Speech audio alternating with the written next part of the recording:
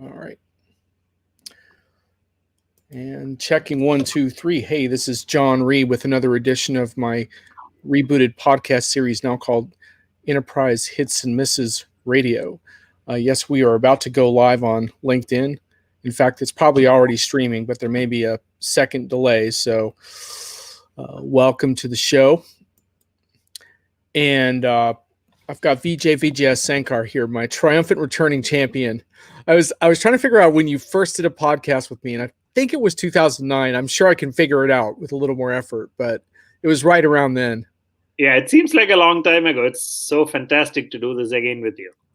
Yeah, it's good times. So for those of you who are joining up into the feed, I'm going to be talking with Vijay in a special countdown edition of our show. We're going to count down our most hated predictions for 2021, which is going to be really tough to narrow that down to the 4.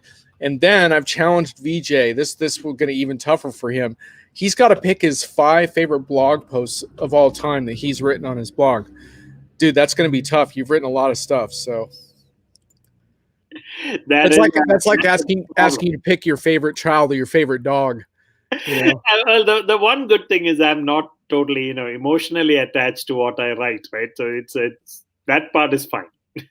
Yeah. All right. Well, I'm looking forward to finding out, and I've actually picked your top blog posts as well for me. So we'll have a nice back and forth on that. Yeah. Anyone who's watching, feel free to chime in as we go. And the other thing is that Vijay and I haven't compared notes here on what we're gonna pick. So, but the one thing I did on the teaser plug for the show, I said we're going to talk about AI, next gen projects, leadership, and more. And that's because those are topics that Vijay, I know you're passionate about, that you've written a lot on in the past. So I'm sure I felt confident those topics are going to come up one way or the other. So, yeah, absolutely. But before we get into any of our countdowns, I do want to take a little step back here because I was thinking about, just the evolution of your career, because you started out as a programmer. I did.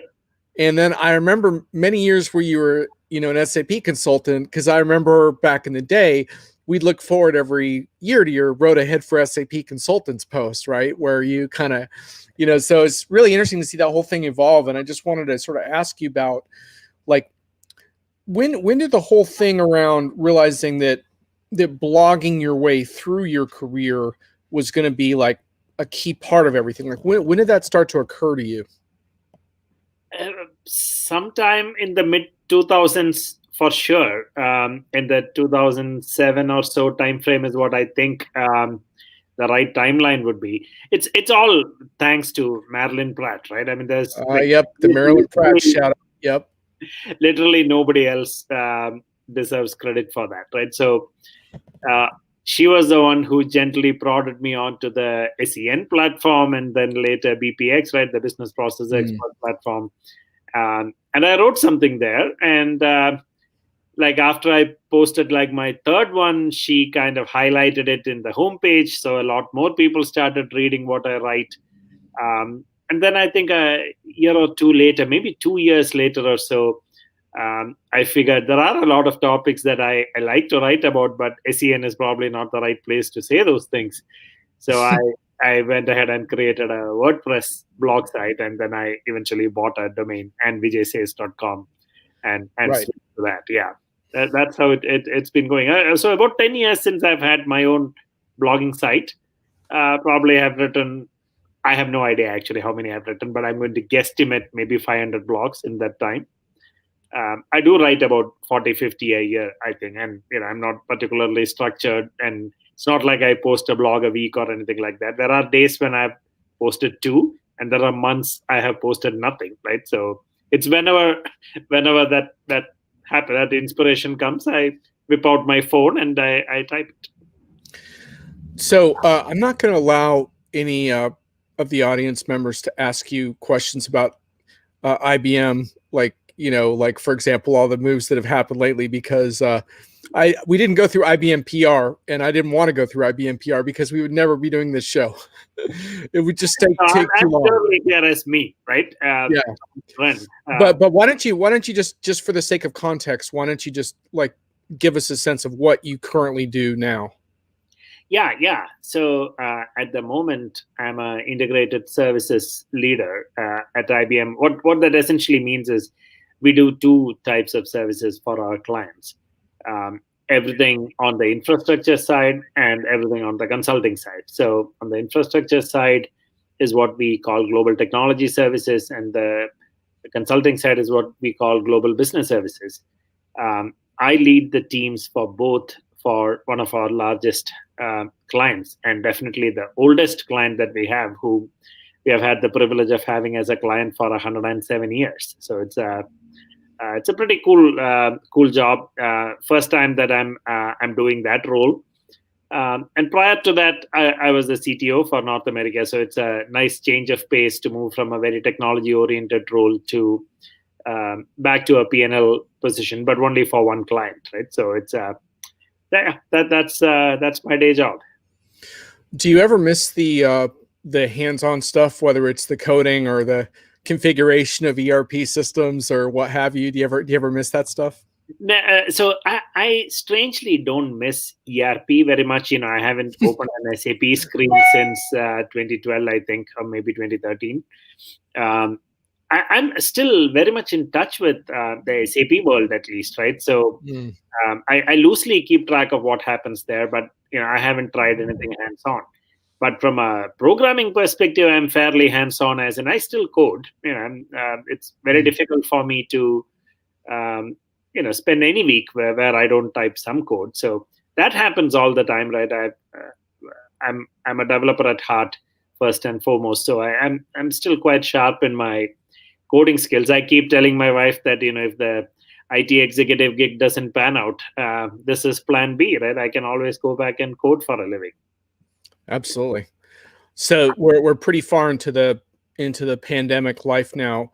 Like putting vaccines and return to work stuff aside, how are you feeling about like the state of project delivery at the moment? Is it the kind of thing where we're now able to resume pretty much even the largest scale projects, or is there still a little more hesitancy around the big initiatives at this point? So not really, right? And this honestly surprises me, though we shouldn't be surprised, at least in our case. So I have a very large team, right? Thousands of people that report into me.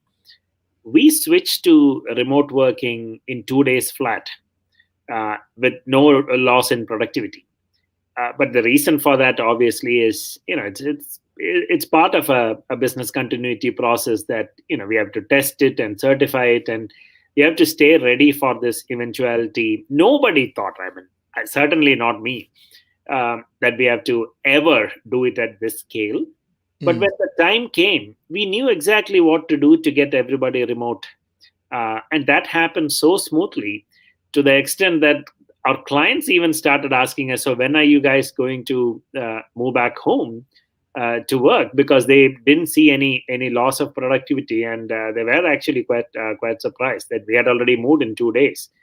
So we haven't seen any difficulty with remote work in terms of our ability to deliver, right? So that's been a blessing. Obviously, the good process and diligence and so on helped. So I give the process some credit, but it's mostly people, right? It's amazing to me that none of us have ever in our lives worked 100% remote. I certainly haven't, and I've done this a long time. I've worked remotely, but I would always go to a client site, fairly frequently, or to an IBM office or something. So this is the longest in my entire working career that I'm working sitting at my home office all the time. And same is true with several colleagues, and everybody adapted, and it's not without its stress levels. Unforeseen things do happen. One of my favorite moments is a younger colleague of mine who has a young son, probably 7 years old or so.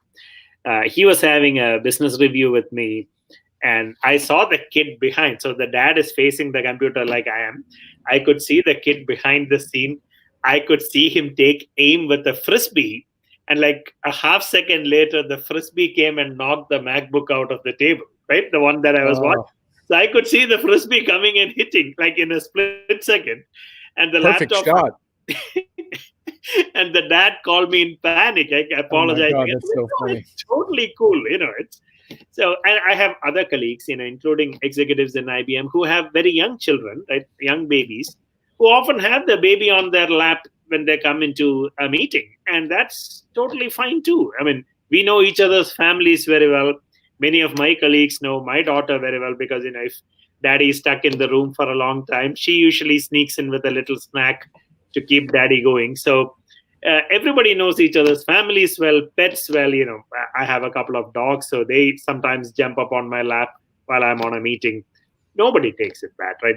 Colleagues, customers, my bosses, clients. Nobody takes it bad. But it comes with its own stresses. And the one thing I learned was nobody has all the answers, right? So initially we tried to take a stance that maybe we can cut down to answers fast, so we avoid chaos and keep moving. The reality is nobody does. I certainly don't, right? So we have been having regular checkpoints and so on, and try to minimize fatigue for people. Everybody overworked a lot initially, right? So that lack of productivity loss that we saw, it was mostly because people were killing themselves. It took some time for us to all realize that we are just burning out, and we calmed down and got into a rhythm. Completely fine now. It's not as much of a challenge. It's not that it's not a challenge. We just figured out a good way to go about it. Yeah, interesting. I actually think that's one of the best things about the pandemic life is in the business sense is the camming and the video meetings bring us into each other's lives in a way that I don't think we ever quite felt before. And despite the isolation, there's this interesting sense of like kind of getting to know people in a different way, right? Like you got your kid on your lap, right? I mean, that's in a way that's kind of real, right? Like that's our lives, and the work life just barrier kind of went away a long time ago. So we might as well like quit pretending like we have this professional demeanor where there's no kids and we have a certain dress code, and it's like, come on, man, like that wasn't working for years anyway. Since March or early April, when we completely switched to this remote way of working, I think I had maybe 3 meetings in total out of God knows 1,000 meetings where I actually wore a dress shirt. Right, I show up in a regular T-shirt, and what you see is what you get. Right, that's pretty much it. And it's the same with my colleagues and my clients. First month or so, we would see people, wearing a suit jacket onto a web call. That stopped very quickly. Everybody realized that that's not the important thing, right? So some people find it important to dress up in the morning before they start work because it's it's a ritual, right? It gets them into absolutely. Totally fine. If that's your thing, do it, right? But just don't, make it a big deal if somebody else doesn't want to do it. It's also important that, initially everybody thought being on video is the big thing. Then we quickly realized, some of our colleagues did not want to be on video.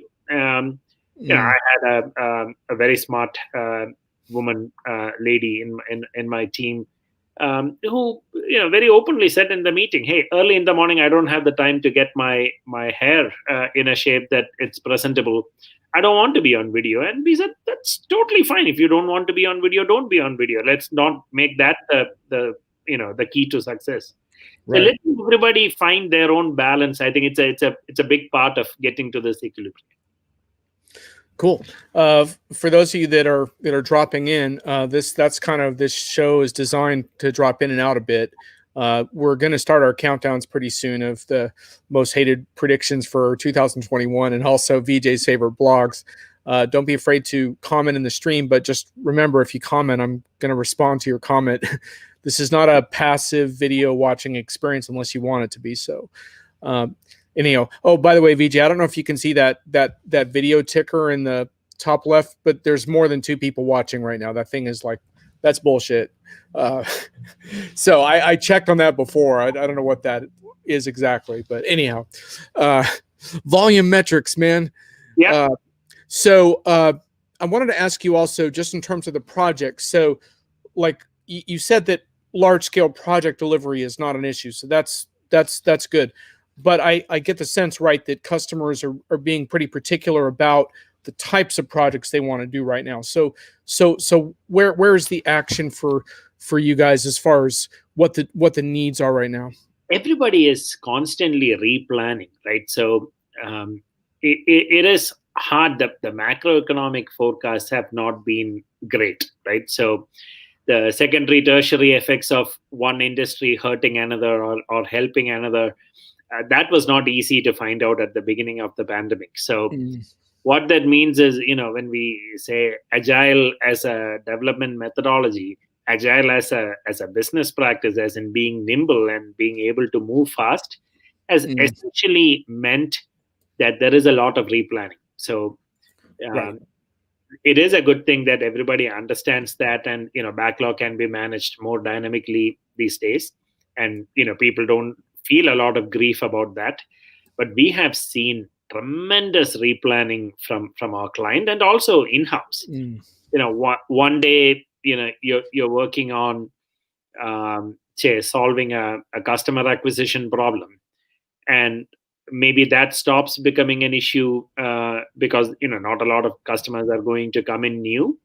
You have to pivot very quickly to employee experience, because now a lot of people who are not used to working from home suddenly need new solutions to be productive, and this team has to pivot, change their mindset from an external customer's frame of mind to an internal employee's frame of mind, and design a solution for them, right? So that kind of big time pivots used to be fairly rare in the past, and we would deliberate on that a long time before we do those projects. Now that's not a difficulty at all. We just jump in and we pivot, and we start working on it very, very quickly. So agility is definitely a big deal now. Vijay, we got Alan Berkson of Freshworks calling BS a little bit on agility. Do businesses really understand how to add agility? Yeah, let me put it this way. There are parts of the business where agility is possible and parts where it is not, right? So there are hard problems like supply chain and actual manufacturing and so on, where you cannot turn on a dime. Things do take a little bit of time to rejigger and make it work. It's a lot about the mental state, right? You if you're used to a certain amount of work as your base estimate in mind, and suddenly the problem statement changed, it is pretty tough, right? So I did see Alan pretty much making the same point, right? That it's not just about tools. It's absolutely true. It is not about tools. It's a mindset problem for the large part. But if businesses did not get agility 6 months ago, I can more or less say with some certainty that they do get it now, because it has become an existential crisis for many of them, right? So it's now no longer a luxury. It's not a conference topic anymore, right? So they may not call it agility. They might just say, let's move faster, nimbler, cheaper, etc. But what they truly mean is what the rest of us have been calling agility for a long time. None of them care about tools very much. But the reality is, some of these tools, especially one tool that I never used very much in the past, I use an awful lot now, is Mural. So Mural helps whiteboard very easily, right? So you can use like little sticky notes on a screen with several people in a team. You can quickly brainstorm, you can prioritize, etc. Things that you would typically get a team into a conference room into a big whiteboard and do. Now we can mimic that to some degree with the help of a tool. So it's not that tools are bad, but tool doesn't make a project, right? It's that mindset change that it is important. And also understand things like, for example, John, you followed ERP for as long as I have, maybe longer. A lot of grief about ERP projects is these things called budget overrun, and estimates were bad and so on. practically nobody worries about those things anymore, right? Because you're not talking about 2-year projects anymore. You're talking about 2-month projects, sometimes 2 weeks long projects.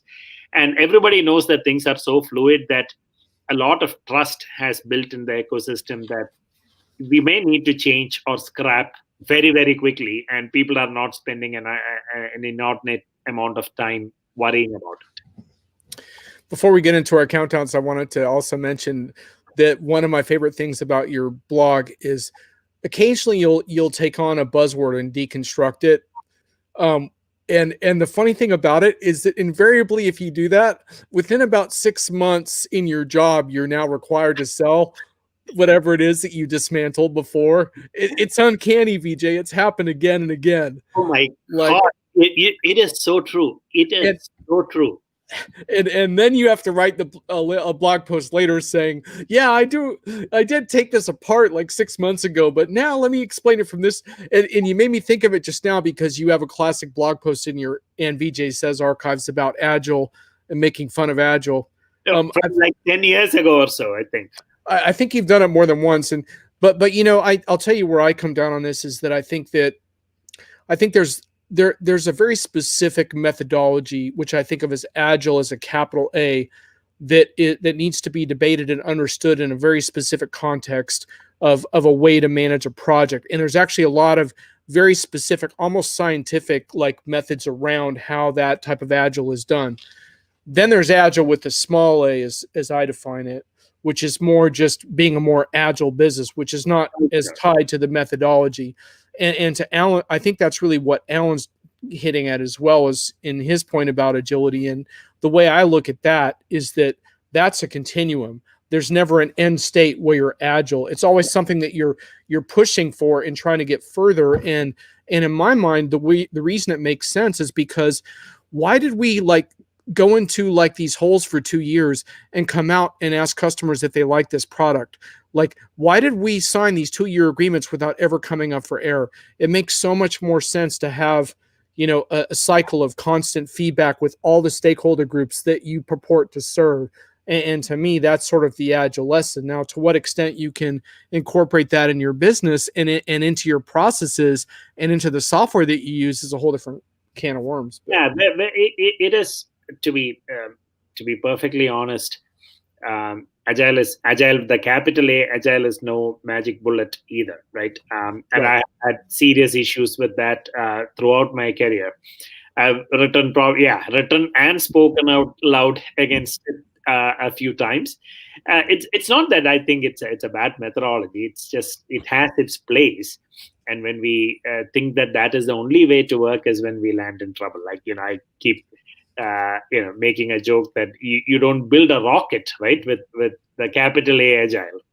And there is a scaled version of this called a scaled Agile, right? It's safe, right? The safe method, which is awesome. But if you look at it, it would look, or at least in practice, it will approximate very closely to what an old school waterfall model looks like. Because for a certain amount of volume or structure, a lot of dollars being spent, businesses want predictability, right? So no CFO will say that, okay, it takes whatever it takes. That almost never happens.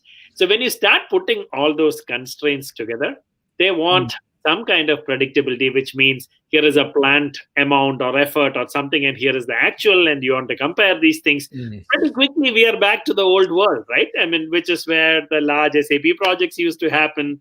We all cried out loud, right? Some of us louder than others. So this is the thing, right? You have an in-between stage where things actually work quite fine. But when we take a religious approach that, you know, the capital A Agile is the only way to do it, or waterfall is the only way to do it, and so on, that's when it just gets ugly, right? Because that's not reality. It is, and business doesn't care at all, right? It's very hard to have a conversation with business on waterfall versus Agile because it sounds trivial to them, as in it's not important to them. Like a finance organization that files regulatory reports, it's tough for them to move out of cycle to introduce a new change because the government expects something from them at certain periods, and that needs a certain process, like the close process every quarter. So you can speed it up a little and so on. But if you try to implement wholesale change in a short amount of time, it's not easy. Even during the pandemic, it is not easy. So that pragmatic nature, that the religious definitions don't matter as much. I think that realization the pandemic has definitely brought into both IT and business. I see that routinely now. Absolutely. Okay.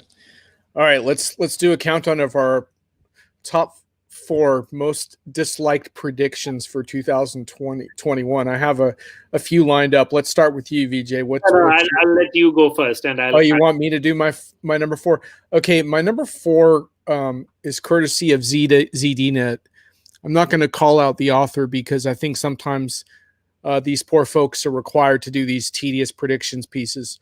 And by the way, before I do it, I will say that I do participate in this in kind of an antagonistic way with my annual Unpredictions collaboration with Brian Summer on Diginomica, which is going to be out, I believe, next Tuesday. So we've got a lot of work to do this weekend polishing this up. And the infamous Den Howlett has contributed some for the first time. So this is going to be a really juicy edition. Anyway, so it's kind of our cathartic reaction to the deluge of predictions that we receive from every PR rep in the United States and beyond. Anyway, so my number 4 is in 2021, edge computing will hit an inflection point. This one's particularly brutal because not only do you have the hype over edge computing, which is just a fancy way of saying stuff that you carry around with you, or then you combine that with inflection point, which is one of my most hated phrases because it's totally misused. As Neil Radin pointed out, there's actually a very specific mathematical definition that we've lost track of there. But on top of that, Tom Dunlap asked me on Twitter, what does it mean when you reach that? And I said, it means that you can get paid as a consultant for talking about it when you don't know what it is. So that's when you know you've reached an inflection point. So. Yeah, the thing about inflection point, and Neil makes a very good point, right? That you typically know an inflection point after the fact, right? It's very rare to say that it will hit an inflection point, right? A curve that keeps going in one direction. It's hard to say that at that X amount of time, right? In 2021, it's going to change direction. That's bullshit. So I do agree on edge computing hitting an inflection point. I do think it will happen, but putting a timeline to it like this definitely was a dumb idea. Indeed. We can't. I mean, if we just look back at self-driving cars, right? If we believed everything that the important people, I'm not going to take names, because some of them are very close friends and so on. Right? We should have seen practically every other car on the road by now as self-driving. That did not happen. It's not to say that 50% of the cars on the road won't be self-driving. And in very near future, it might happen. But people were so passionate about the topic, right, that they said that will happen. It's like the same thing. It's all with good intentions. Like the fuel-based energy production will be next to nothing by 2020 is what we used to say, right. 10 years ago. That did not happen, right? I mean, it is definitely coming down, but it did not happen. People underestimate this totally. Well, Vijay, my favorite one is the IT skill shortage that was breathlessly predicted in like 1997 that we've never truly hit. It's just hilarious. It's like there's going to be a IT skills shortage crisis, and still waiting on that. Yeah, for all these years. Interestingly, right? So I'll tell my my prediction, right? That I thought like went bonkers. Is mainframe is dead. Mainframe, right? Yeah, the death of the mainframe, right? Put that in a timeline. Never died. I don't think mainframe will die before I die, right? It's not going to happen. I obviously have made a lot of fun of mainframe and I did not know anything about mainframe. Now I know a lot about mainframe because my clients use it, right? So I have studied about it and I understand the architecture better, so on and so forth.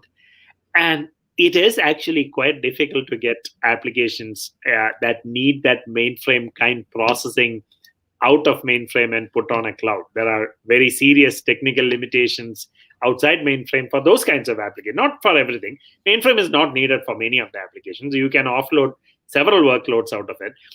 But the thing that mainframe is going to die, no.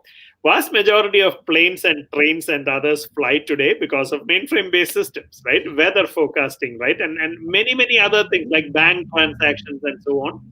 Insurance claims, right? They all work on mainframes. They worked on mainframes before I was born, and they contain. I'm not young, right? So it's been there for a while.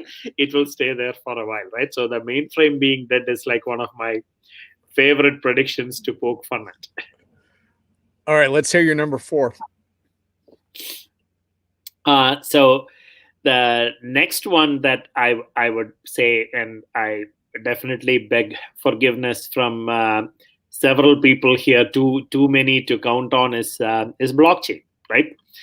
So again, I am not anti-blockchain. I do think blockchain serves several useful purposes, but blockchain replacing everything and becoming like the ubiquitous platform did not happen. So most certainly did not happen, right? So instead of hundreds of thousands of projects, we probably had hundreds or thousands of projects at the most across the world, right? It did not become like the common platform for everything in and I don't think it will get there in the next year either.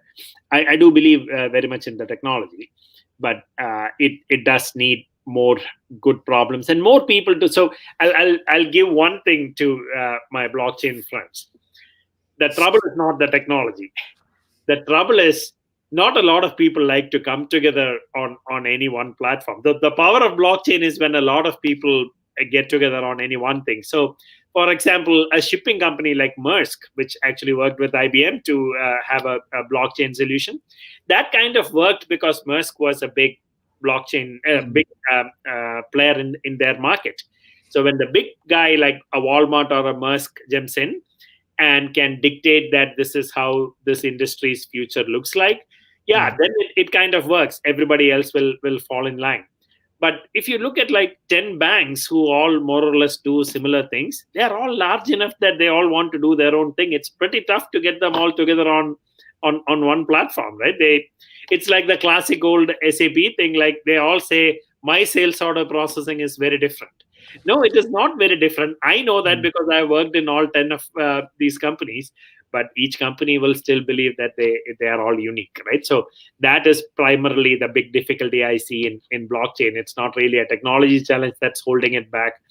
It's everybody thinking they are unique, or at least that's my view on that. What's your next one? Yeah, and you know the funny thing there too, just as a contrast, I think like I go back a few years ago, I think about people who were saying that blockchain was going to revolutionize everything, and in fact, it's AI that's become the pervasive technology. And you know, not that AI is necessarily changing everything. We can talk about that, and we're going to get to it, but that you can contrast the two in terms of the traction, and you can see the difference. Not every technology reaches the same level.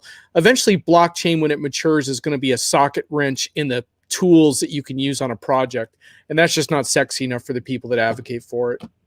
But anyhow, my number 3, I was going to make fun of a service mesh prediction just because I can't stand the service mesh phrase, but instead I chose a prediction from a company called Sisu. No offense, augmented analytics platform. I wish you luck in 2021. But ditch the dashboard, long live the dynamic feed. Manually curated dashboards will finally start to give way as business owners consume data through dynamic views of data, including insight news feeds and personalized results.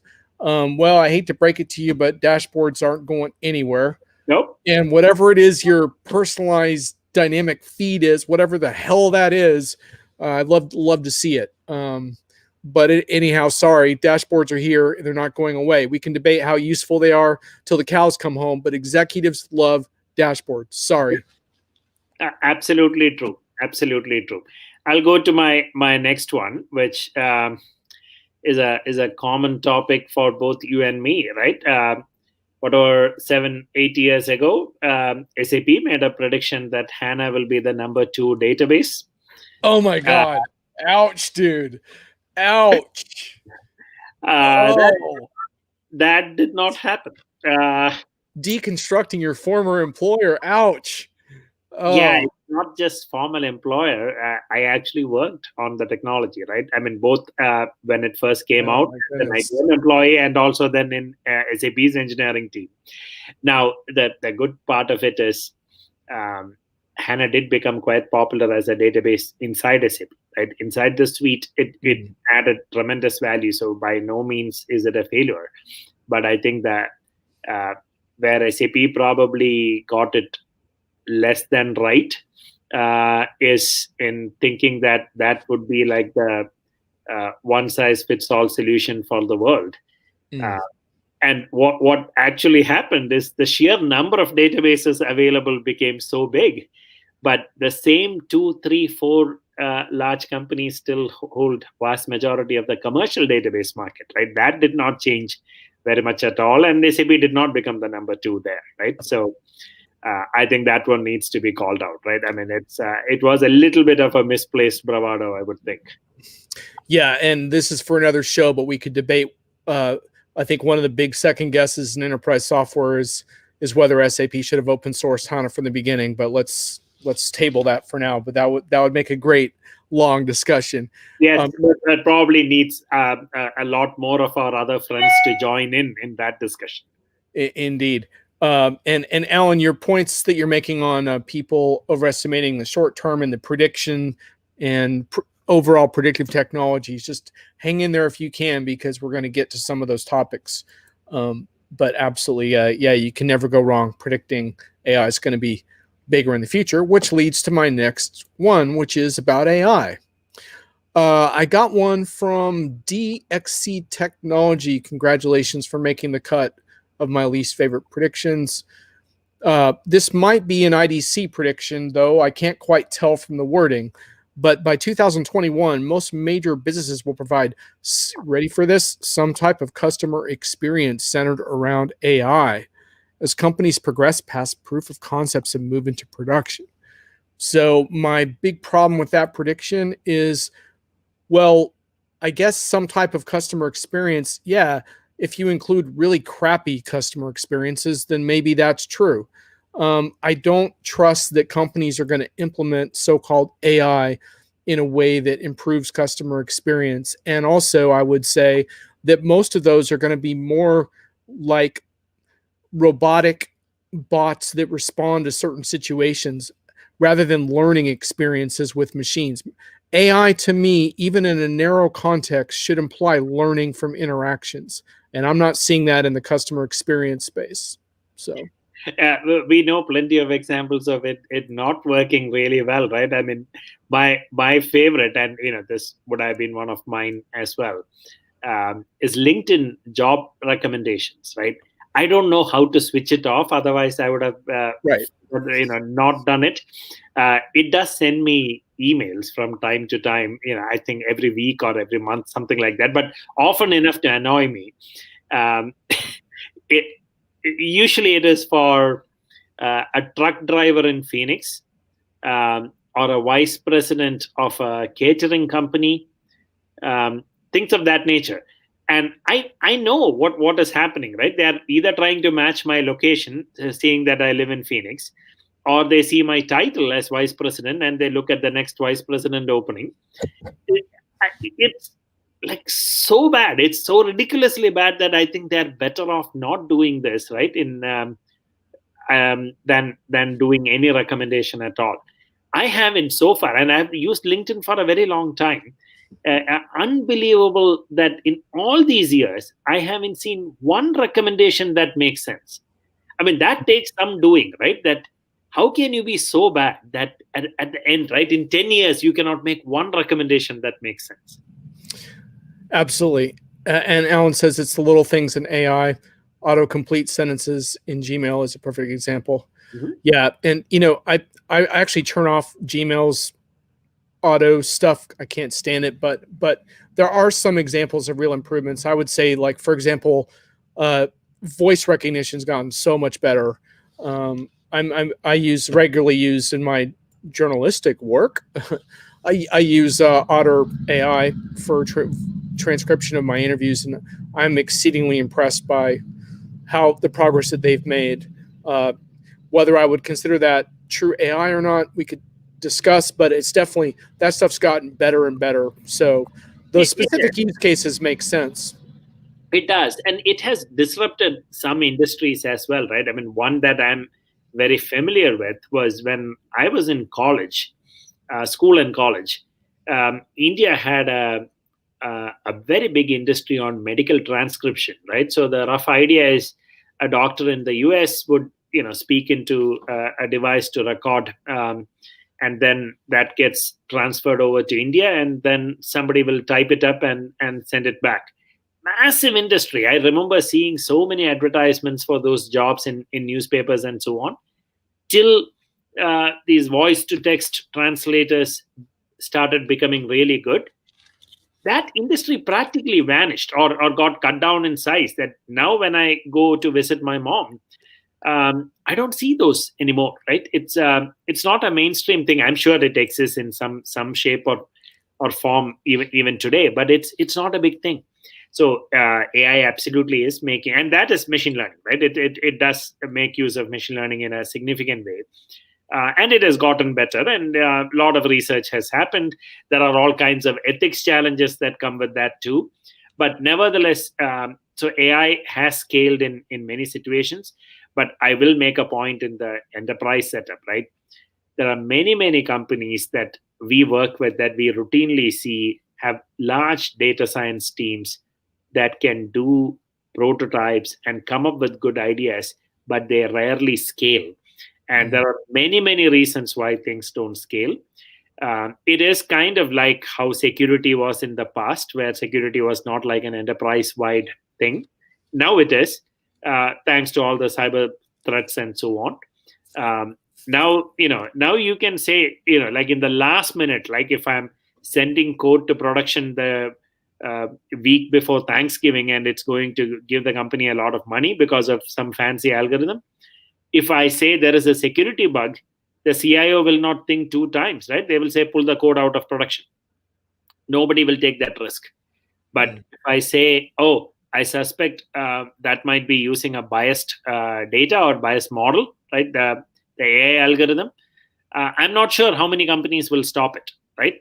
AI is going through that path where there is some more maturity that is needed before it becomes mainstream in a highly scaled environment. There are hundreds of reasons which we can't get into today, but certainly it has not scaled like it was predicted. Nowhere close to it in enterprise land. Right. Yeah. I think when I was talking about the pervasiveness of AI, I was really thinking more about things like consumer technology and stuff. It's true that the enterprise scalability of AI is limited unless you want to throw in things like fraud protection and very narrow industry use cases where there has been some strides. But absolutely. All right. So what's your number 2? Most hate, dislike prediction. So I somehow have only one more, not 2 more. Okay. Well, let's do your number 1 then. That's fine. The number 1 was by 20, and I forgot which analyst firm predicted it. Maybe multiple ones did, that by 2020 there will be this massive job loss due to automation, right? Yeah. That certainly did not happen, right? That most certainly did not happen. Even though there is plenty of automation, it's not that automation came down. Automation actually increased many fold, even between like 2015 and today. And I live this life, right? So I get to watch this up close and personal. Automation did happen in to an extreme, but people just got redeployed, right? The skills that people had, it just enhanced, and they started doing other things. I don't know of one person, at least in the limited worldview that I have, I don't know of anybody who got let go because of automation. And those skills, right, that they had in 2015 still continue to be relevant. If you were a good Java programmer, then you're still a very good consultant or engineer today, right? Or much more valuable today, because lots and lots more high value tasks need such skills today. But I think the original prediction was probably not about the people I'm talking about. It's probably people with lower level of skills. But even there, I'm not seeing people, in shipping base getting, um, you know, getting fired or anything of that nature either, right? So I think that was also a rather misplaced fear that automation in the short term will cause massive unemployment. Pandemic unfortunately caused massive unemployment, but I don't think automation caused massive unemployment, at least not yet. So just real quick on that, why do you think everyone got that wrong? What did they miss? I think exuberance for technology, and some of it was, I at least with a couple of analysts, I wouldn't call them friends, but people who are well respected, right? There was a bit of grandstanding on that issue, right? It's not that it was backed by data. There were people who questioned it, with data, like Vinny, our friend Vinny Machandani, was on the right side of that equation, right? Saying automation is not going to do that in near term. So over a long period of time, these things might all happen. UBI and other things need to be discussed. Yes, that's all fair. But in the short term, right, all those predictions were dead wrong. And I think it was people overestimating the maturity of technology, right? AI is a classic example, right? If AI did scale, probably every call center agent would have been displaced by now. But AI did not scale to that extent, right? So a lot of it was just misplaced trust that technology will mature faster in the short term. So and like what your viewer, I forgot his name, was it Alan, who just mentioned about this prediction or this comment, right? About the impact of technology in the short term gets overestimated. Oh, the short term, right? Yeah. That is a spot on comment, right? I think that's exactly what happened. Absolutely. All right, let's breeze through our number ones because I want to get to your top 5 favorite blog posts. So my number one, it's really just a classic headline. Robots powered by soft skills could become future business leaders. I just love it. Like we're ready to have robots take over leadership. To be fair, I think what happens is there's so many bad leaders that we start thinking that machines could do a better job. But I just love it. I'm convinced that this prediction will come true at some point, exactly for that reason, because there are so many bad leaders in the world that this should not be that difficult to do. But letting go of the bad leader, good leader construct, in a classic hierarchical organization, many levels of the hierarchy are purely for aggregation function, right?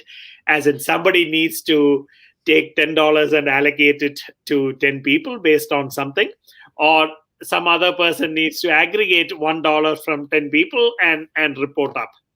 These are eminently things that a robot should be doing, should have never been done by a human being to begin with. These, I wish and pray that these get automated. Right? Those managers have no reason to exist in the corporate world and should go away. Well, see, I think that's Alan's point, right? He's saying, isn't that what B schools have been churning out for years? I mean, look, crappy robotic leaders make us want to replace them with machines. I totally get that. Yeah, crappy managers should at least be replaced with better managers, right? There is no sympathy in my mind, right? Because I've had crappy managers in the past. I try really the day that people tell me I'm a crappy manager is when I stop working in the corporate world, right? World doesn't need crappy managers. They do more disservice than practically anything else I can think of. Yeah, Den, I don't think the Dennis Howlett robot is quite ready for prime time yet. I saw a flash that he came in. If we can approximate that, then AI has truly arrived, but I don't see it. I don't see it yet. Though the press release did imply that machines are getting better at sarcasm, I would certainly enjoy seeing that, but haven't run into it yet. My personal home devices never use sarcasm on me. I would enjoy it, but all right, Vijay, let's move on to the your top 5 blog posts because we're running out of time, and I don't want to miss this part. What we've done, I've challenged Vijay to pick his top 5 blog posts of all time, and that's a considerable amount of posts, Vijay. Most of which you typed on your iPhone, but that's a whole different discussion. There are probably less than 10% of, or maybe less than 5% of all blogs that I typed on a laptop. So 95% of my posts are on the phone. If there was no WordPress app on the phone, Vijay wouldn't be a blogger, right? I mean, that much is very clear. And before we get into your top 5, and I'm going to pick out a few that I liked as well as we go. The one interesting thing is that when you started your blog off your own and Vijay Says blog, you gave yourself pretty wide latitude to write about whatever the heck you wanted, from India to pets to music to food to technology to leadership to whatever, right? Yeah. So anyway, I think that's served you well over the years. It gives you a pretty wide berth, and we kind of talked about how the pandemic has kind of brought that into focus, where the blurring of the lines between personal and professional. But you were onto that in your blog a long time ago. So anyhow, so Vijay, give us your top 5. Start with number 5. Number 5 was an HR themed blog where I said talent cannot be managed. That caused a lot of interest in the circle of friends we have, right, in social media. But what I meant by talent there is the extraordinarily talented people. And that caused a lot of grief, because that's the general idea of talent management is to unify a management system for all kinds of talent. And I was just trying to point out that doesn't work to the supremely talented people. And then Chris Payne and I got into a back-to-back blog chain where he blogged based on mine and I blogged based on his, and so on. I think it went like back and forth 2 or 3 times. And it was one of my most read blogs of all time, most commented blogs of all time as well. My number 4 is I put myself in the client's shoes, and I wrote a blog on 6 tips for clients buying SAP services. This one, mixed reaction. I'll bet, yeah. You're trying to sales-proof your own prospects there? Ouch. So I just told clients what to look for, right, in a consulting company. Were there any of them where they were particularly controversial? I actually don't remember the content all that much. A few years ago, but what I do remember is in the next maybe 3 months after I wrote that blog, customers that I was talking to, trying to sell things, would pull up this blog, show me, and say that, okay, I'm just going to follow these 6 steps, right, to see how you stack up. And I was like, oh my God, if I thought, right, that you would have read that, I would have at least read it one more time before walking into this meeting, because now I don't remember anymore what are the 6 things that I suggested on the top of my head. But nevertheless, right, it proved one point to me very quickly, which was good. It establishes an instant rapport with the client, because whatever I think of a topic, right, I write it with no holds barred in my blog. So by the time, I get into a meeting, and if they don't know me, they would usually Google me or something.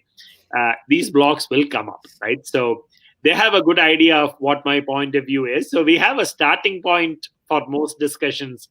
So blogs did help me on that front, right? It was not done consciously, but it did have some good karma payback. A couple comments from Den Hallett I want to bring in.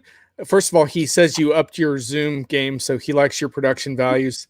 But he also says you're a great storyteller. Follow that and you'll be a star. And I would also add to that, to Den's point around storytelling. And I want to get in at the end of our show. I want to talk a little bit about the impact of blogging on your career. But the other thing I would add is I think you're a very, in your blog, you're a very relatable person, and you put a human side to things. You don't present yourself as like a top executive sharing guru tips. You acknowledge your own failings and struggles, and also who else would pick, which is my number 4 for you. Please read this before you get a puppy. I mean, how many enterprise blogs would use that as a topic? But it's the kind of thing that kind of is disarming, and I think you spice it up just enough with stuff like that. So anyhow, that's my number 4 pick for you. Oh, I appreciate that. That one, I got a lot of new friends thanks to. Oh, and by the way, some good photos in that one too. Yes. So and I got a new puppy as well around that time, right? So that was part of the reason why I wrote it. And seeing him, a lot of my friends got new puppies as well. But they all had similar questions, and I'm like a constant reference guy for puppy questions. It's very common because I've kept dogs for a long time. So that was the background for that. But I enjoyed writing that one. My number 3 pick was we implemented SAP HANA in 4 days and lived to tell the story. That was when that was when SAP HANA was brand new, as an SAP hadn't even publicly come out with it. And I was running what was called the forward engineering team in IBM at that time. Right, our charter was to look at new technologies and see if there is a future for our clients. So me, Gagan, Thomas Krogel, a few guys, Rafikul, and we got together. It was a complete group of nearly strangers. I knew Gagan from before, but nobody else. So these were IBMers from around the world that I got together, and none of us knew HANA. As in, nobody on the planet knew HANA outside SAP labs at that time. And we stood up a server in one of our data centers. We implemented it, and we did a project on it. And it worked. And it took only 4 days. It was good enough that Vishal then put it up on a TechEd or Sapphire keynote. I was going to say, I'll bet you got a nice friendly phone call from your buddy Vishal after that one. Exactly. So SAP marketing could never have conjured up something that brilliant in a million years. Yeah, it was like a working capital management solution. I think I showed that to Dennis, and he later wrote something on ZDNet or something about that. But that was a lot of fun, not just because of the blog. The blog definitely proved the point that things can be done fast and for very little money, and it wouldn't take a structured team, right? A lot of people passionate about a topic, just like how Dennis was part of, and I think you were too, right? Of part of SME, the messaging platform that was developed on SAP and shown in one of the TechEd code jams. So that was the inspiration for us too, that if we get enough interested people to come together, that one could work. Just real quick, Vijay, we got a few things. Den made the point around your authenticity that a lot of people find terrifying to disclose that kind of stuff, and I agree. I mean, I think that's what gives your writing some power that other people don't have. And then Mark really liked your puppy blog, so you have some puppy fans there. There you go. And then Den actually has a project question for you. I'm not sure if this is within the scope of stuff you can answer, but he's talking about Amex. How did you make a GBS GTS work in a way that is win-win-win? Are you able to talk about that? Or I'm happy to talk about that. I can't talk about specifics, but the question is something I can probably answer. So I did not come from an infrastructure background myself, right? I'm a good engineer, so I understand technology, and I've done consulting, right? The management consulting, technology consulting for a long time. So that part, the GBS part of the business, I knew very well. But what also worked very well in my favor is the leader for the GTS business is a very dear friend. And I had a lot of mentors who grew up in the GTS business who were completely willing to coach me in a short period of time. So it was done the hard way. I had to learn a lot from scratch that I did not know. It's a new business model. The technology, I'm largely familiar with IBM's technology, so that was the easy part. But how that business was run is most simply, it was a bunch of very generous people who took the time to teach me, right, and answer 100 questions. So that is all there is to it, right? No big secret. Plus, everything that we solve at Amex, right? It's a client that we have had for a long time, so it's not as if we wake up one day trying to impress them. It's a relationship that has existed for 107 years. So that gives me a lot of freedom, because that trust is already there. That when they have a problem, then we can think through a solution jointly. It's very rare that we have to go to a back room, find a solution, come back, right? So we work very closely with each other. So most of the solutions are built together. We have very transparent conversations to the extent possible. So no big secret behind great working relationships, right? Both with the GTS friends as well as with the client. That trust is the reason that this works, right? It's not brilliance or any secret sauce. It's just a lot of learning and a lot of trust with people. And that's true for most things in business, right? It's all about people. It's funny you should say that, because after all the use cases I've done for Diginomica over the years now, I start pushing back on vendors a lot around trying to present these dramatic transformation stories, because what I'm really looking for is I'm looking for how gritty the partnership is, how much it was tested. I'm looking for the hard parts, and I'm looking for essentially how hard people wanted to get it right and how hard they worked to get over the hump. And to me, that's a successful project in the end. You always find that ingredient. The technology might be great, fine, but that's the thing that I always see, is that you've established a trust. Otherwise, those high-stake products are never going to happen. No, absolutely not. Absolutely not. Den says he started with thanks, Hun, for getting that in. I'm going to assume that's a typo, and he meant to say John. I'm really hoping that's a typo. He says Mabel says hello. That's my dog walking friend. That's Den's dog. So we got a real hello back to Mabel. She's a very, very pretty girl. Oh, she's gorgeous. I miss her terribly, actually. Mark, trust is the not so secret sauce indeed, right? And Mark, that's why I think unvarnished stories are the good stories, because in the end, every project had really miserable points. And quit throwing up these case studies that don't discuss them, because they happen. Let's find out how you got over them. That's the key. Yeah, I'll make a 30-second commercial on that point, right? A lot of AI projects talk about, the cool stuff that AI did. If you talk to the machine learning team that worked on it, 90% of their struggles probably is to clean the data. Right? The most unsexy part of their life is these PhD level super intelligent people sitting there cleaning the data and trying to figure out how to make use of what they have, right? That almost never gets discussed, right? And the sheer amount of effort and pain that goes into making it work. No, everybody jumps into the cool statistical models and the latest, greatest hardware on which it runs and quantum computing and so on, right? No, 90%, right? Maybe I'm exaggerating a little, but it is certainly more than 80%. I can say that with certainty. Of the effort is in just cleaning up data, right? Which is not a particularly high-skilled task, but it is boring and painful, but has to be done. Needs to be talked about, right? But it doesn't get airtime. I remember chatting with a startup, chatbot startup a couple of years ago, and making fun of how dumb bots are. And the guy got mad, and he said, "My bot is as dumb as your data. If you give me good data, I'll give you a good bot." I thought that was a really interesting point. And finally, we have a nice clarification from Dennis that Hun equal John. So I'm glad we got that sorted. Thanks, Den. All right. Just real quick on my number 3 VJ post. We're not going to discuss it because I want to get to the last few. But my number 3 is I think a couple of years ago, relearning leadership again.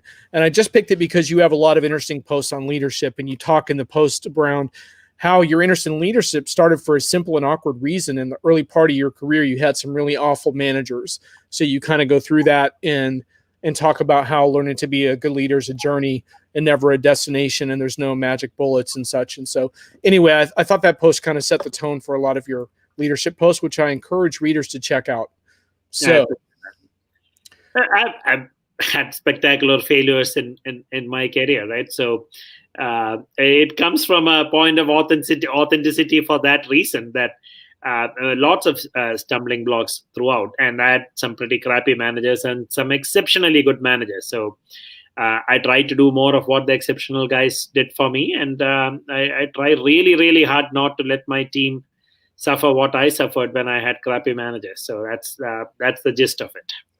Cool. What's your number 2 all-time favorite blog post? Number 2 it was a close choice between number 2 and number 1. Number 2 is the Road Ahead for SAP Consultants series. The classic. Yep. Especially the last one I did, which was 7 or 8 years ago, on my own blog. Usually I used to write it in SAP's blog. Recently, somebody found me and sent me a link from one of the older SAP SEN blogs, but it doesn't have my name anymore because I think SAP, when they migrated platforms or something, it lost my identity. So I think it's now says something like posted by anonymous user or something like that. But those were well read, well discussed, and I used to spend a lot of time talking and analyzing before I posted those. So those are emotionally very, very close to my heart, and I think I would at least like to think it helped a lot of people. This is Jonathan Yarmus clarifying something from an earlier comment on underestimating change even in the medium term. Go back in the comment thread to see how that emerged. That was the comment on the short versus long-term AI impact, right? And Jonathan is totally right? Absolutely, 200%. I'm not showing the mullet denim. It's in an awkward phase right now, so when it gets in a better phase, we'll show it off. Dana has another project question for you, Vijay. This one, I think, a little tougher question. Where do you see the trust issue going in the digital world? Could MX be that trusted org? If so, how? Digital trust is tougher. There's no question about that. Yeah, I cannot answer the Amex question, right? That would be getting into a level of detail that I probably shouldn't go into in this call. But the question of trust is still largely a valid one. Many different technology solutions to that as well. But one of the recent discussions that came up is with the allegations of massive fraud in US elections, and one camp saying that digital voting is better than the paper votes, centralized voting is better than the decentralized ones, so on and so forth. But one thing I think we can learn is there are places like elections where a decentralized, rather manual and maybe inefficient in terms of time process has a ton of advantages over digital, right? So when we talk about trust, it is not just digital, right? Just because we have a very recent example to talk about, but within the domain of trust itself, the digital aspects are super key. One of the things that I am now struggling to think through is, if and when this pandemic thing goes away and we get back on the road and I start flying, hopefully not as much as I used to in the past. I have a few million miles under my belt, not looking forward to a lot more. But if you are, and things like your vaccination records and so on need to be there, right, for you to be boarding a plane or a train and so on. How do we establish a trusted identity for that, right? As in somebody that everybody agrees on, that if I say I'm vaccinated, that record should be trusted somehow, right? So will it get attached to my global entry card, right, or my trusted traveler number, or will it go sit with my American Airlines frequent flyer number? But who trusts what is a significant difficulty. And it is very difficult for any one organization to be trusted, right? That is the crux of the difficulty. Not everybody will agree that any one organization can be trusted. We don't even trust each other's governments in most cases, right? So these passport checks and visas and so on, right, go into a lot of issues, which I faced a lot in my life, right, as a traveler. There are countries where it's partly as a joke, but it did happen. People open a visa, scan and all of that, but then because I have a very long name, they count the number of characters in my name, and then they count the number of characters that show in the computer to double check whether I am who I say I am, right? That is the level of mistrust that exists across entities around the world. Yeah, and Den's point around trust being the elephant in the room for digital biz is, I think, Absolutely true. And, it dictates a lot of decisions I make about what I do with e-commerce online for sure. And I also find it very weird, the brands I do trust, like I trust Amazon. Why should I? But I kind of do, right? Because I've been ordering for them for years, but it's weird. Like, should I really trust them? Anyway, it's interesting. Yeah, I mean, and convenience trumps many things, right? I mean, that's the other difficult. Amazon is a classic example, right? My family is a heavy shopper on Amazon as well, right? Do I trust them is a question that I'm very uncomfortable answering myself, right? Knowing how technology works, there are definitely reasons to worry about, but convenience trumps a lot of that, right? And it's a tough. I don't trust them with my doorbell security, I'll tell you that, but that's a whole different conversation. All right, my number 2 VJ blog post. There were a few controversial ones from your archives. I already mentioned the Agile one earlier, which was classic Agile bashing. A number of years ago, this was the slippery slope of predictive analytics, which was I saw you kind of putting a stake in the ground in that blog post around all the predictive and AI hype that was to come in the years to follow. And there's a classic paragraph in here. After the Super Bowl game finished, I saw on Twitter that SAP had predicted that Denver will win over Seattle in a close match. As it turned out, Seattle won a rather one-sided match with a very young side. A few friends on Twitter pointed out that SAP made a bad prediction before the game, and they are not wrong. But anyhow, you get in trouble when you make high stakes predictions. And, anyway, I thought that was a classic post. Yeah. And a big part of predictions, right? When it comes to binary decisions, predictions are pretty risky, right? Like who will win, who will not, and so on. People don't, if you say that, candidate X has a 60% chance of winning, doesn't translate to candidate X is the one who's going to win. And this we face in business all the time, right? Because we do a lot. I mean, in my line of work, right, for the last several years, we do a lot of these projects where we have to weigh two options and come up with some analysis that says one has a higher chance of occurring than the other. And usually, before I make a presentation, I do a little spot check on the on the minimal probability knowledge of the audience. And many a times I've taken 10 minutes to level set on the fundamentals. This is what things mean. If you say statistical significance, this is what statistical significance means. It doesn't mean importance, right? So these kinds of things, a part of predictive analytics is also an education problem. I think you had a really good one on correlation and causality at one point too that tied into all of that. Yeah. The difference highly correlated doesn't mean it makes any sense in real life. It also doesn't mean that it is important, right?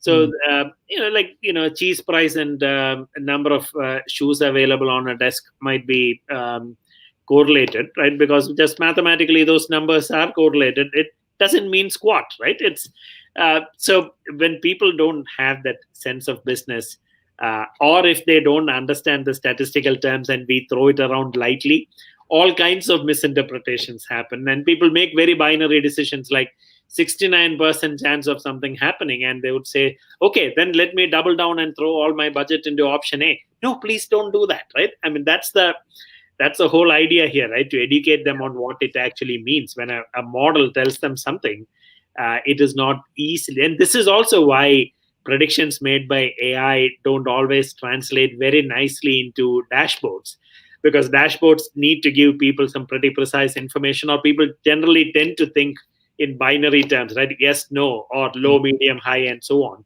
And then they make decisions based on that without comprehending what this model is trying to say. So a little bit of that is purely an education level set before you present this information. All right, before we end the show, we're going to do our number 1 picks. I've got a doozy, and we're going to do yours. But before that, I want to get to Den's follow-up question because he's nailing us down here. Convenience is fine in consumer, but what about B2B? Thoughts? Yeah, B2B also convenience actually trumps in many, many cases, right? Unless it is for regulatory reasons or it's about the general ledger and so on. convenience actually trumps vast majority of business transactions too, right? So the general idea, and most salespeople or sales managers coach their staff, right, that lower the friction, higher your chance of success. So even if your price is high and so on, if you make it easier to work with you, generally companies buy from you, right? So even in B2B transactions, this ease of doing business usually trumps every other obstacle, in lots of cases, not in all cases, but in lots of cases. One thing that's interesting though, Vijay, that I think has changed in B2B is that I think 10 years ago there was a lot more catering to the so-called convenience of the super user who could understand and work their way through 10 to 20 different screens in an ERP program to get something done. And these days, I think convenience is defined much more by business users and casual users, rather than the super user might have to give up their super user view in order to move to a different software program that's more amenable to business users, where adoption is now everything. Totally. I do have one grief though, as a largely casual user of many of these systems, right? HR systems and so on. And I wrote a blog on that recently as well.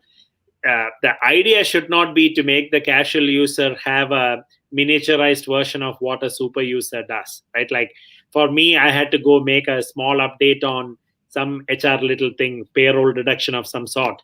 And it took some time to figure out how to get that transaction. I had to Google, I had to call a friend for help and so on. And my point was, why, right? This should not be this complex. If it's a one-click thing, then why do I need to go through 3 screens and look at documentation to understand? That's a power user problem. That should not be how so the casual user experience is something that all these companies, this particular example was Workday, right? So I'll mention it up front. But this is not just a Workday problem. There are many casual user use cases where the UX is not simplified. Many a times, I only care about sending an SMS and get an answer, right? I don't need a screen. I don't need an app. Don't make me do these things, right? So people have to, these big software vendors have to rethink the casual user experience. The solution cannot be that I took a super user screen and eliminated 15 fields. Maybe we don't need a screen at all, right? Why make life more difficult than it needs to be? Den says, thanks for putting the question up. And the rule of the show is we interrupt the gurus to answer the questions. So this isn't the typical talking head crap you're going to see on LinkedIn where people drone on and on. I interrupt the speakers all the time. That's just how it goes. This is envisioned as a talk radio style thing. So, and Den says also he wants us to get you some Grecian 2000 subscriptions. So I don't know. Den's got a lot of aesthetic issues with stuff, but that's okay. Yeah. We know that Den's probably never going to live down some of his early video appearances. So JDOD. Yeah, exactly. Okay, so I'm gonna before we get to your number one, I want to do my number one because I want to save yours for last. So my number one is from 2014, and I encourage readers to go back in the Vijay Says blog to check this one out. Why I am not holding my breath on digital transformation, an all-time classic where you begin by insulting the entire digital transformation industry by comparing digital transformation to change management. And then basically people couldn't sell change management anymore. So they switched it over. And bottom line, check out the comments to the blog, check out Esteban Kolsky's reactions, all classic interaction between Esteban and Vijay on here, including where he says to you, a well-reasoned post relying on an antiquated stance. Never thought I'd see this from you. And we take it from there into a very spicy comment thread. You're gonna friggin' love that post. You got to go check it out. It's all time. There are 2 things I remember about that post. One was that I was flying from New York to Phoenix, when Esteban started commenting. So I was commenting from a plane seat on my iPhone. And the second part was, I think less than a year after that post is when my title at IBM actually changed to VP of Digital Transformation. Yeah, exactly. And that's the paradox or curse of your post. Whenever you deconstruct something, you're going to be selling it. That's just how it goes. That is how it So, goes. That is absolutely how it goes. I will never live that down, right? I mean, how many people gave me grief on, when they saw that title? yeah. And now you're an agile digital transformation specialist who can help clients with their blockchain problems. I still don't say digital transformation at all. I Yeah. continue to believe it's a meaningless term, right? It's a catch-all that means nothing to me. I mean, I won't diss on people who say it these days, but I've given up on it. But I still don't say digital transformation at all. I don't know what that means, honestly. Even today, I don't know what that means, right? So I would I'm still consistent in my belief system that it did not mean anything to me 5 years ago. It still doesn't mean much to me today. All right, VJ, drum roll. What's your number one all-time favorite blog post, man? So there might be a recency bias to this, right? So with that caveat, it is a post that I wrote the day I became a US citizen, a little over a year ago. Cool. It literally is my most read blog of all time, right? In the 10 or 15 years that I've blogged. It also is special for another reason that on LinkedIn, I saw the good and bad of the world in one shot in a very short period of time, right? In the 1 hour after I posted that, 90% of the people, I put it on LinkedIn for a simple reason that vast majority of the people that I have known over my career are across countries, and LinkedIn, generally everybody will notice that update. I don't have everyone's email and phone numbers and so on to share the news. So that's why I put it on LinkedIn. Otherwise, this probably would have been in Facebook. So I did put it on LinkedIn just so that people see that. Unfortunately, a lot of people, I mean, practically all from India, took serious offense that I'm celebrating losing Indian citizenship. Thankfully, 90% of the people who commented were very positive and supportive. But it was an emotional moment for me because I'd already lived here for close to 20 years at that time. And that legal immigration system is pretty broken. But I did get through it the right way, and I was pretty proud that I did. But to see the reaction on these either extremes, right? Complete strangers congratulating me, welcoming me, and then again, complete strangers disowning me, having no idea of my attachment to India and that my parents still live there, and so on. I mean that. So from a blogging perspective, I often think, right, of the good and bad of blogging from an engagement perspective. That blog just goes to the top of my list. Yeah. And the other thing for me too is, I don't want to get too political on this show. It's not the point, but that embodies like what I've always cared about with the US is this notion that, the best, the most passionate, the most talented people like that love it here and want to be a part of it eventually become. And I would like to think that every country would have a similar mentality towards embracing immigrant populations. And unfortunately, that's not where the world has been headed so much lately. So I think it really resonates for that reason as well. And unfortunately, it's not as common a story as it should be right now. So yeah. I agree. I'm sure it will change for the better, right? But these stories need to be told. Oh, 100%. All right. Well, Vijay, before we wrap, I just want to ask you, with your blogging exploits over the years, do you think your career would be in the same place if you hadn't blogged at all? Would you be in the role that you're in now? Would you have achieved what you had? Like, what is the relationship there? I mean, this is just to be honest. I mean, John did give me an indication, so I did think about it right before I came on this video. Here is what I think. I'm fairly sure I probably would have progressed through my career just the same somehow, but I don't think I would have enjoyed it nearly as much. Blogging gives me a lot of perspective because it makes me think hard before I do something. It is definitely a venting mechanism, right? It's a sharing mechanism. It makes me, it's a I don't know what is the right way to say it, right? Makes me fulfilled in some ways. So from a pure career progression perspective, I mean, what helps me progress in my career, my technology skills, my sales skills, and so on. One way or the other, I would like to think that, and I'm sure blogging helped. I'm not saying it didn't, but with or without it, probably I would have made it to where I am today. But I have zero doubts that I wouldn't have enjoyed it as much as in by like an order of magnitude. I can say with certainty, right? Blogging is a big part of my identity now. What makes me feel happy.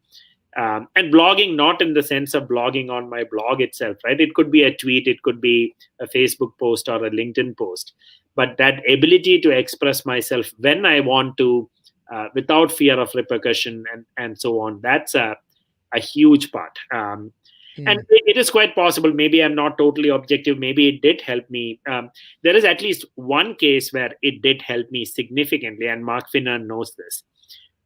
When I was a young senior manager in IBM, thanks to blogging, I had the ability to, or the good fortune to go meet several top leaders at SAP, McDermott and Hasso and Vishal and so on. And that happened at a time where people a few levels above me in IBM at the time wouldn't have that much access to the same executives. And that did help me for sure, right? So that one incident I do remember definitely helped me in getting some visibility in the organization.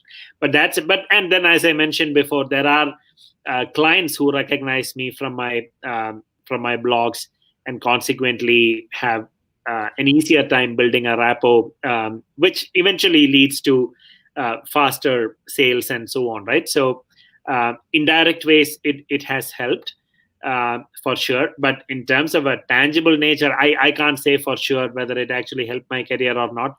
But in terms of making me fulfilled, which I think is much more important than whether I got a promotion due to blogging, blogging did help me a ton, feeling good about myself, and also my ability to pass what I learned to others, which is very important to me.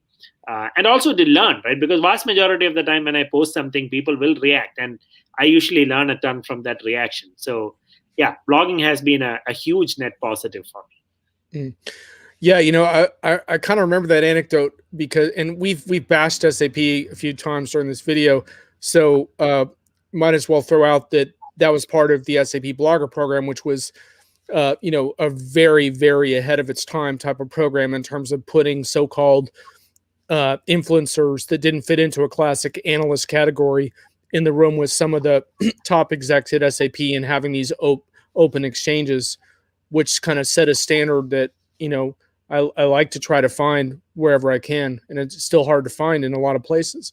And I feel like I remember that, was it you, I think, around this time where you showed your manager your schedule, and they were like, how did you get meetings with like Bill and Haas? Yeah, it was at that time, right? It was probably 10 plus years ago. Like, I can't get those meetings. I mean, that's unbelievably classic. I mean, that's so funny. Yeah, there was one other incident that now I remember. Dan and I both flew to Germany, to Frankfurt, right? To review something with Jim Schnabe just before his Sapphire presentation. And it was my boss's boss who gave me a ride to San Jose Airport to catch my flight. And I told him, that this is why I'm flying to Germany. And he was super duper impressed. It also turned out that Jim said something very nice about me to my boss's boss at the time, right after that meeting. So it checked out as well. And he told me that, hey, for a second, I did not believe your story in its entirety. But then my very next meeting with Jim, he did say that, Vijay was very helpful. So that also helped, right? And none of that would have happened without the blogging and Madeline and Mark and others promoting it and so on. Yeah, and I think it's also sort of the the blurring of the lines between content and community is the big thing, right? Like that your blogs put you in touch with so many people that you never would have known, and and I think that's a lot of the power of it as well. Correct. I mean, our friendship was sparked by me reading some of your road ahead blogs and stuff. And that's exactly true. That's how I met you. That's how I met Den, many others, right? Mark and so on. And I also now remember that I got into Twitter because you introduced me to Twitter when it had, I don't know, like 1,000 people or so in it at that time. But without your prompting, I would have never blogged for sure. And without your prompting, I would have never been on Twitter either, right? So, in many ways, John, you have influenced a ton on what I do now. Well, who knew? Just trying to do my thing is all. So thanks for staying over. Thanks to all who came into the peanut gallery as well. Much appreciated. And we'll do this again. But Vijay, really appreciate you looking back at all those blogs and picking out your faves for us. It was fun. Thank you. This was a lot of fun. And thanks for everybody who chimed in between as well. Next time, maybe we can get Den and Mark and others onto the video as well, right? So this was wonderful, John. Great format. Thanks for having me again. And hopefully it's not several years before we do this again. Yeah, exactly. All right, folks. Have a good evening. All right. Thanks.